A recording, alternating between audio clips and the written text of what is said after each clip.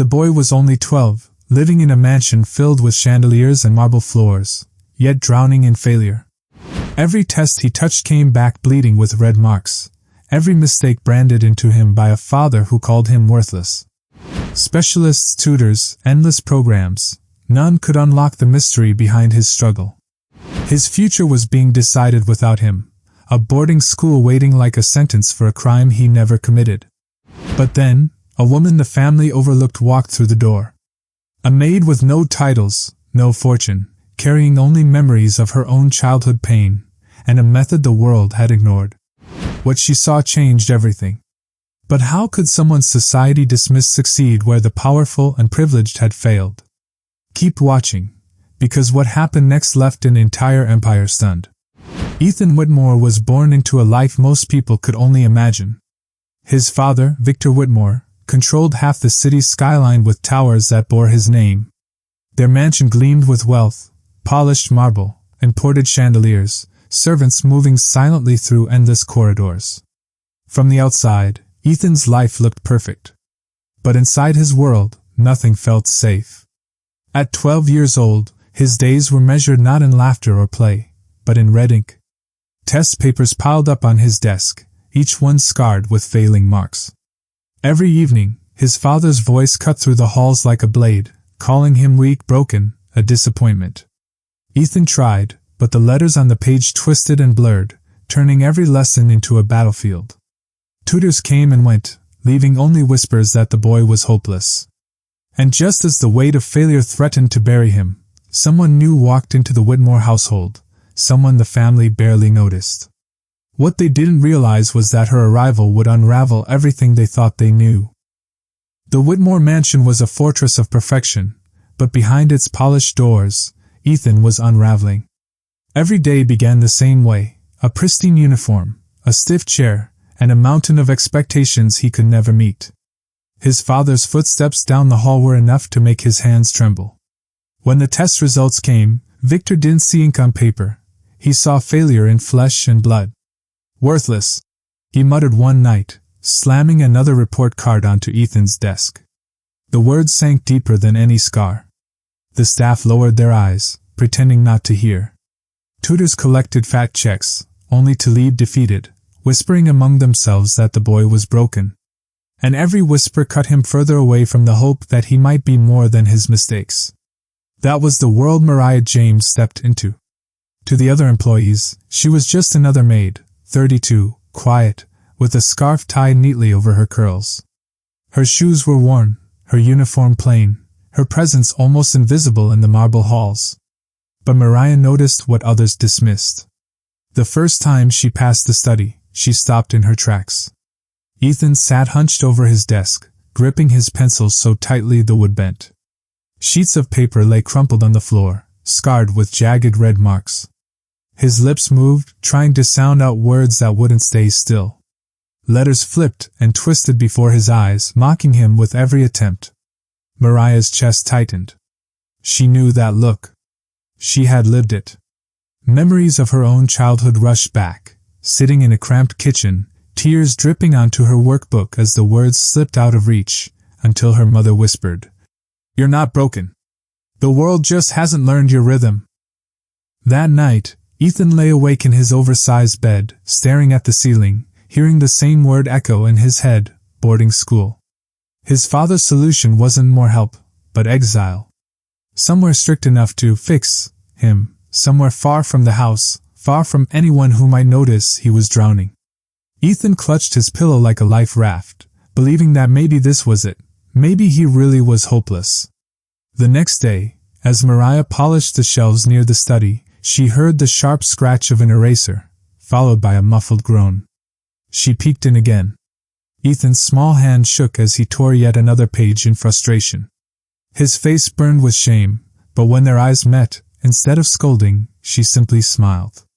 "You hold that pencil like it's a sword," she said softly. "No wonder the paper's fighting back." Ethan blinked.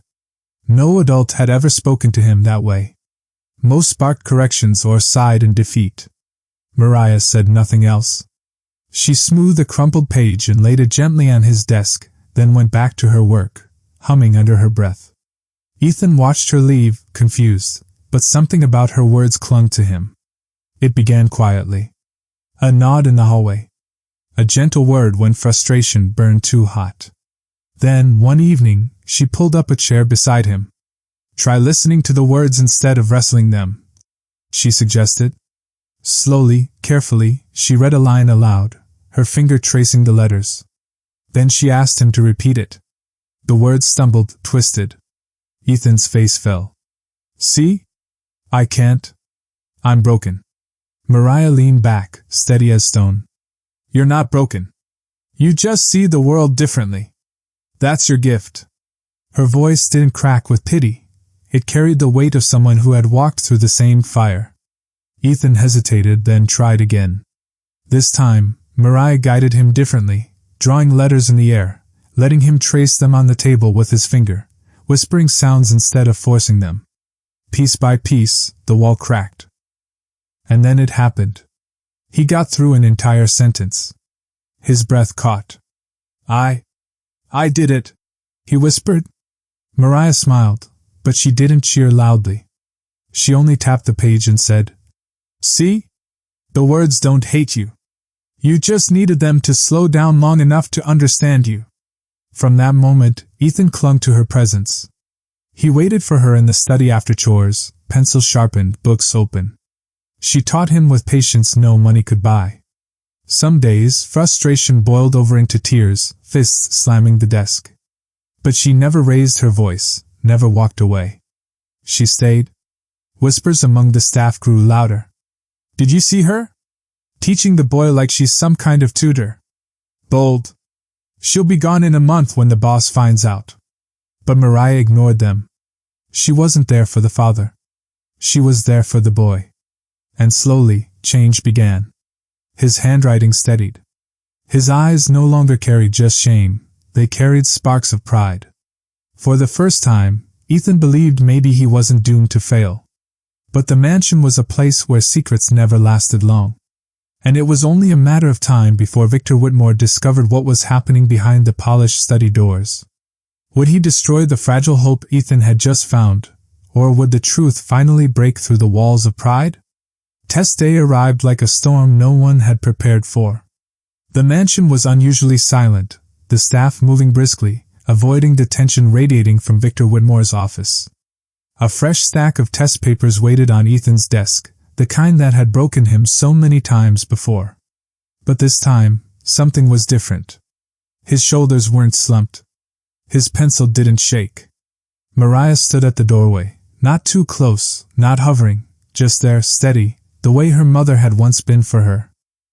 Hours later, Victor burst into the study, test paper in hand. His brow furrowed, lips pressed tight, ready to tear into his son again. But when his eyes hit the grade at the top, his hand froze. An A, clear. Undeniable. The silence that followed was heavy. Victor's gaze snapped to Ethan. "How?" His voice cracked like a whip. Ethan's throat went dry. He wanted to explain, but the words stuck. So instead, he turned his head toward the doorway. Toward Mariah, who stood quietly with her cleaning rag still in hand. Victor followed his son's gaze. His jaw tightened. For the first time, he truly saw her, not just a maid, not just a name on payroll, but the person who had done what money, tutors, and specialists couldn't. The room seemed to shrink under the weight of his pride. The staff whispered in the hall. Whispers of a maid teaching the heir of an empire. Of a woman the family dismissed now standing at the center of their son's salvation. Victor's face darkened. "What did you do?" His tone wasn't gratitude. It was accusation. His pride couldn't accept that a black maid, with no degree or contract, had succeeded where elite professionals had failed. Mariah's hands tightened on the rag, but her voice was steady. "I listened to him." Victor's eyes burned with fury. "You had no authority. You're here to scrub floors, not interfere with my son's education. Do you have any idea the risk you've taken?" Ethan stepped forward, his small frame trembling. "She helped me," he said, his voice stronger than it had ever been. "She's the only one who believed I could. The words sliced through the silence. For Victor, it was humiliation. For Ethan, it was liberation. Victor slammed the paper on the desk. Enough. Pack your things. You're finished here. Ethan's heart dropped. He grabbed Mariah's arm desperately, eyes wide with panic. No! Don't send her away! Please, she's the reason I can do this! His voice cracked, echoing through the grand hallways. But Victor's pride drowned out his son's plea. Security will see you out, he snapped, pointing at Mariah as if she were a criminal.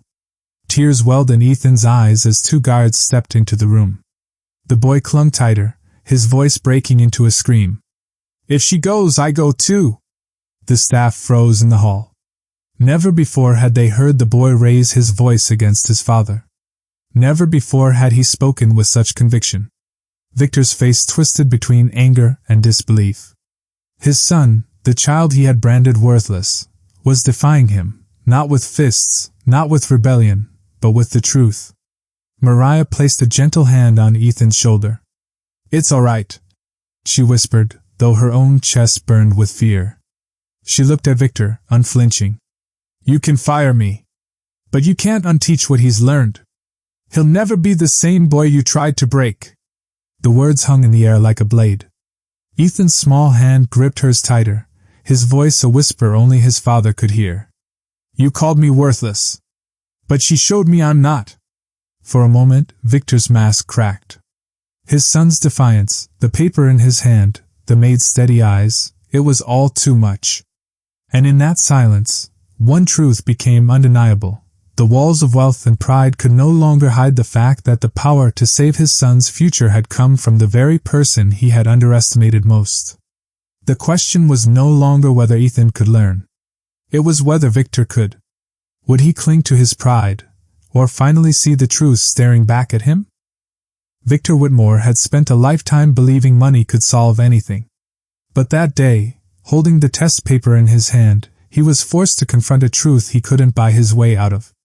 His son, labeled broken, dismissed as hopeless, had finally succeeded, not because of elite specialists, but because of the patience and compassion of a woman he had overlooked. A maid. A woman whose very presence in his home had been treated as disposable until she revealed what true power looked like. For Ethan, the change was immediate. No longer did he slouch in shame or hide his papers beneath the bed. He walked through the mansion with his head a little higher, his eyes brighter, his voice steadier. The boy who once believed he was worthless had discovered his own strength. And it wasn't just grades that changed, it was his sense of self. He began to see himself not through his father's scorn, but through Mariah's unwavering belief that he was capable. For Victor, the transformation came slower. Pride is a heavy chain, and letting go of it nearly broke him. But every time he saw his son read a page with confidence, every time he heard laughter where silence once lived, he was reminded of a painful truth. He had nearly destroyed the very child he was supposed to protect. It wasn't specialists or programs that saved Ethan, it was empathy, patience, and the willingness of a woman the world tried to keep invisible. Mariah never sought recognition. She didn't demand apologies or praise. She continued her work quietly, tutoring Ethan in the stolen hours of the day, building on the foundation she had laid. Yet, within the mansion walls, her presence became undeniable.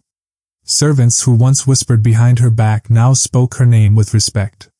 Even the billionaire who had nearly cast her out was forced to admit, though never allowed, that she had accomplished what he could not.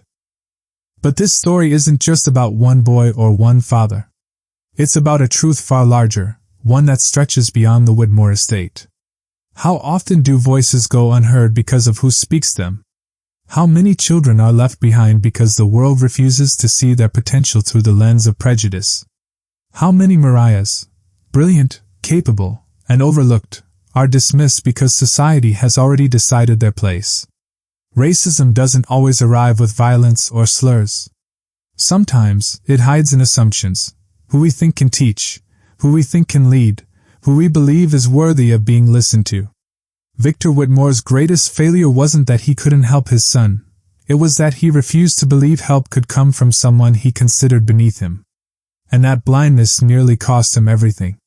Ethan's success was more than a grade. It was proof that when you strip away pride, status, and prejudice, human connection has the power to do what wealth never could. And for Mariah, it was living proof that her mother's lesson was true. No one is broken, they just need someone willing to meet them where they are. The boy who was once called worthless grew into a young man with courage. The maid who was nearly discarded became his guiding light. And the father who once refused to listen learned the hardest truth of all, that dignity, compassion, and belief in another human being are the most valuable legacies a person can leave behind. But here's the question that lingers long after their story: how many more children will be silenced, underestimated, or discarded before the world learns the same lesson? How many brilliant minds will be lost because those in power refuse to look past their pride and prejudice? Their story is not an isolated one. It echoes in classrooms, in workplaces, in homes across the world. And it leaves us with a challenge. The next time you see someone struggling, will you dismiss them, or will you choose to listen? Because sometimes, the simple act of believing in someone is enough to change their entire life. This isn't just Ethan's story. It's a reminder for all of us. Change begins not in boardrooms or palaces, but in the quiet courage of people who refuse to let others be defined by failure. So, what will you do the next time the world tells you someone is broken? Will you believe it, or will you be the one who proves it wrong?